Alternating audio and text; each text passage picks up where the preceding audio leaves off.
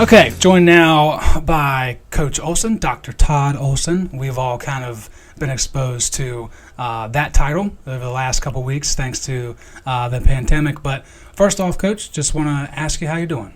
I'm doing great, just keeping really busy. So, as a full-time faculty and as a full-time coach, it's I'm working hard. So way harder than I thought I'd be working in March or April, wherever we are now. I think that's a great point and a really good spot to start. A lot of us have the same thought process as like, wow, we really thought that there would be more downtime than there has been. We've actually been working more. But you and I just talked about it before we got on the air.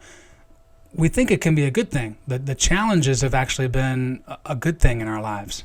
Well, I think it's, as a faculty, I've been a faculty for 26 years at Lynchburg, and I've used the same things for a long time, PowerPoints and, my presentations, and now I've been forced to go online, and it's really been terrific. The learning curve has been steep.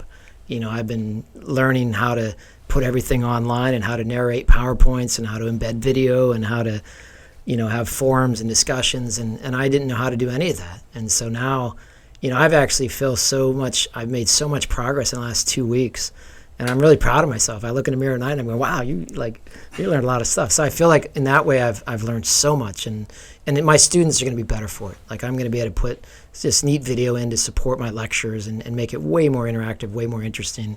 And I'm excited about that because that was an area where I think it wasn't great sometimes. I sort of get away with, just being a big personality in class, and now I can actually, maybe support it with some really good data and some other good things. And then from a coaching point of view, it's made us really have to think outside the box. How do you recruit? How do you recruit when people can't come on campus? And so we've been having to really think like that and be super creative. Had to be creative about how do you keep in contact with your current players, with your incoming class, your 2020s, and all the trauma that they're dealing with of having to give up seasons in their senior years, and then how do you continue to recruit? And we've been brainstorming, been really creative, and in some ways there's things going forward that we're going to be way better now because of this opportunity to learn and use technology and use some of the resources that we didn't even know we had that we can now use to really push our programs and push my classes. Let's talk about the specific things that women's soccer here at Lynchburg is doing with their athletes and maybe even some recruits.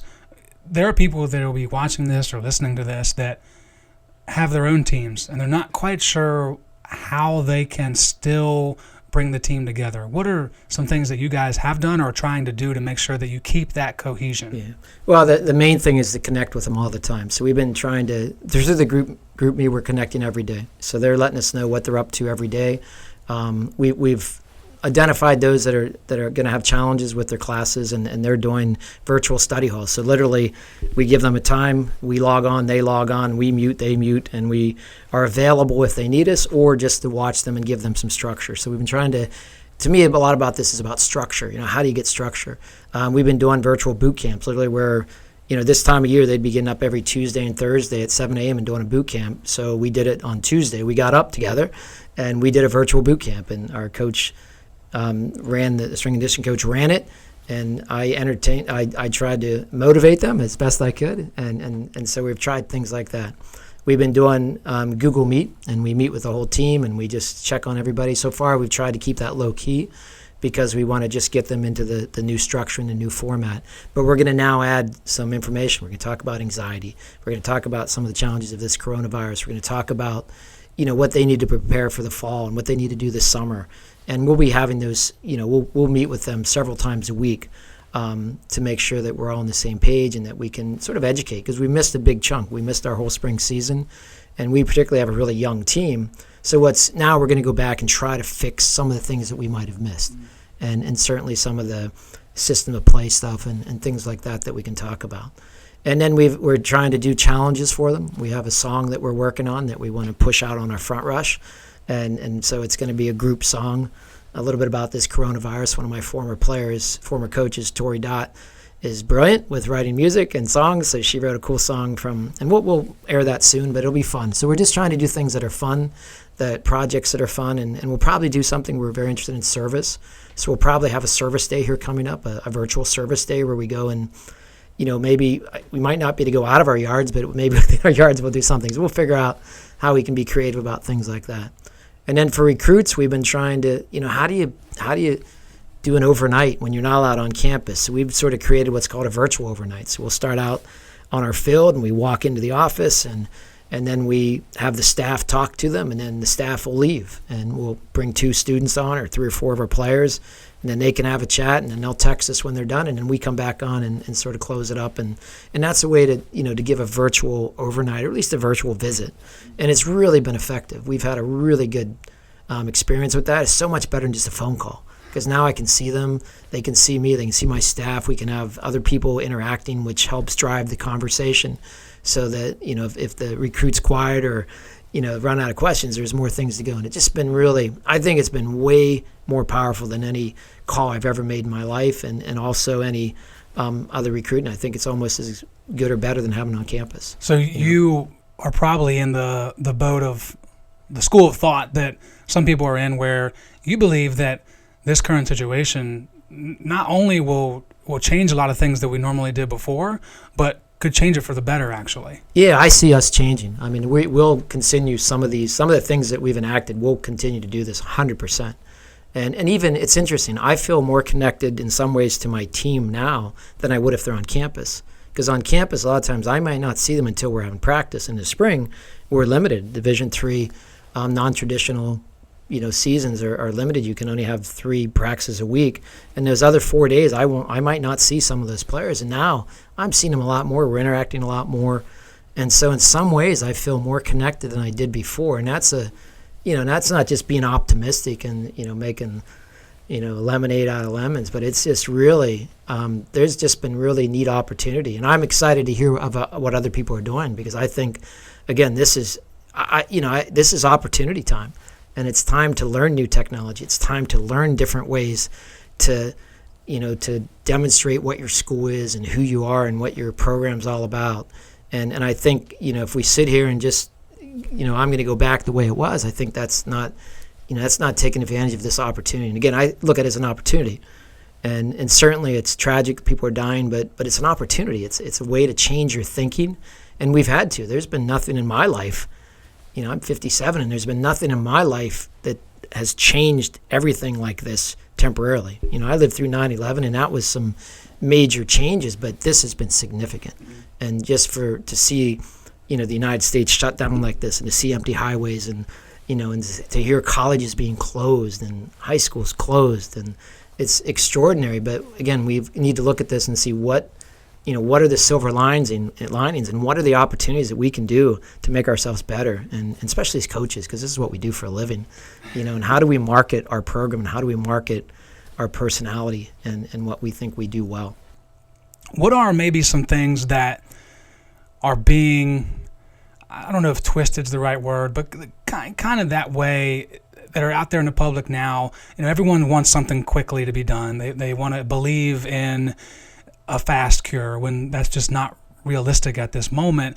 But what are maybe some things that, in that same vein, are being kind of taken out of context, and maybe people should realize that, no, these 5 things are really all that you have to do? Yeah, home remedies are dangerous. And then you get, and the problem with the internet is that we don't even know where it's coming from. And the email you sent me today was talking about some strange things. And it was talking about, drinking hot water all the time. And if you drink hot water, then, because we know the virus hangs out in the throat for a while, in the mouth, and that's why the sneezing is a problem, and coughing, because it gets expelled. But the suggestion that you're going to wash that virus into your stomach, and then the stomach acid is going to kill the virus, and then you're not going to get sick, that's not how viruses work. And so that's not probably going to be very effective. You keep, and you might burn your throat if you make it too hot. And then don't drink cold beverages, because I don't see any reason a cold beverage is going to be any worse than any beverage. It just doesn't make sense. A virus, and this virus in particular, it's an RNA virus, and it likes the lungs, it likes the bronchi, and that's where it goes. And that's why this is primarily a bronchial disease. The other place we're seeing it go is into the gastrointestinal, and so some people are going to have diarrhea with this, but it mainly is going to the lungs, and that's where it's proliferating. It goes there and it replicates, because that's what viruses do. And then it gets tough, and people are suffocating. But some of these things, the main thing about when you read something on the internet that all of a sudden that, if you garlic with, or if you use vinegar and gargle with vinegar, or eat garlic, or take zinc, zinc's been shown to help your immune system, but a virus gets through that pretty quickly. Vitamin C's been shown to shorten colds, but this isn't a cold. And so those things probably aren't super practical. And that's not what you want to rely on. Again, you want to rely on these things that we're getting from the CDC. So if you're not sure, go to the CDC, that's the Centers for Disease Control. Go to their website, cdc/gov.gov. Go to that website and find out for sure. And the main thing, keep doing the simple things that we can do. And it's the simple things which is exciting. This isn't a really complex thing. Just be, social distance, wash your hands, keep healthy. We always want to eat fruits and vegetables. We always want to get enough sleep. We always want to exercise. Those things are critical for everybody's overall good health, which then boosts your immunity, which is going to help you. And if you have a strong immune system, then if you get this, you may not even get the disease. You may not even present with any symptoms. And that's been the challenge with this disease, because you have a lot of people that don't present with symptoms, but they're still able to shed the disease. And then that gets to that person that is suppressed, that doesn't have a good immune system, and then they're going to suffer and possibly die. And so again, just use common sense, and these home remedies, don't try anything crazy. People are taking bleach from swimming pools and people are dying from doing things like that. So just be smart about what you're thinking about doing here. And again, just do basic, simple health. Take care of yourself. I want to end with what I've kind of been asking every guest in a way, as far as advice at these times. These are unprecedented. But there are also similarities to other times in life that were much shorter, but still adverse. So we've asked students, recent alums, to talk to that age group. For you, talking to other coaches, other young coaches, who might be in their very first job. Maybe they got hired in February, and now they're dealing with this and having to recruit in an entirely different new way. What have you seen throughout your life and throughout this time over the last few weeks that you think could be good advice for them to remember, things for them to remember moving forward? Well, I want to just be calm and don't panic, because in life we just need to be calm and not panic. There'll be times that we might need to a little bit, but be calm and listen to the experts in this case, because they know what they're doing. They're doing the research. They're at the front lines, and listen to them. And because they're trying to protect those that are less fortunate, those that are in harm's way, those that are vulnerable. And we need to take care of that population. And second, as a young coach, or as any coach, look at this as an opportunity to grow. I'm a 57-year-old coach. I've been coaching college soccer for over 30 years, and I'm probably in about my 35th year of coaching. And no matter how much I try not to be the same and get caught in a routine, you get caught in a routine a little bit. And this has thrown my routine upside down, which has been fabulous, because it's made me have to think. It's made me have to be creative. It's put me totally out of my comfort zone and put me in a place where I don't know what I'm doing. But that's okay, because that's when you can really learn and be creative, and that's when you get to see real change. And if I wouldn't have been put in this situation, I would have never put my classes online. I would have never been group meeting people, Google meeting people, virtually study halling with people. I wouldn't have done that, because I would have had no reason to. And this has allowed me to just explore a whole different side that I didn't know existed. This technological side of recruiting and opportunity. And we live in a techno world, and it's silly to sort of hide behind it and be afraid of it. And again, my age group, it's tough. We didn't grow up with this. We had rotary phones. I can remember party lines where I would be on the phone and somebody else down the road was on the phone, and I had to get off until they were done. And so technology's, and I've seen the growth of it's just been almost overwhelming sometimes. And every day I wake up and I go, what don't I know today that somebody else knows about? And now I'm catching up a little bit.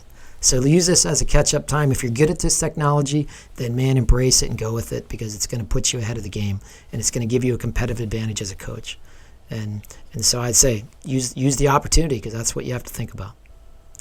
I really can't follow that up any better. So, Coach, as always, Thank you for your time and your wisdom, and keep progressing forward. Thanks. I'm going to try. So, thanks, Joe.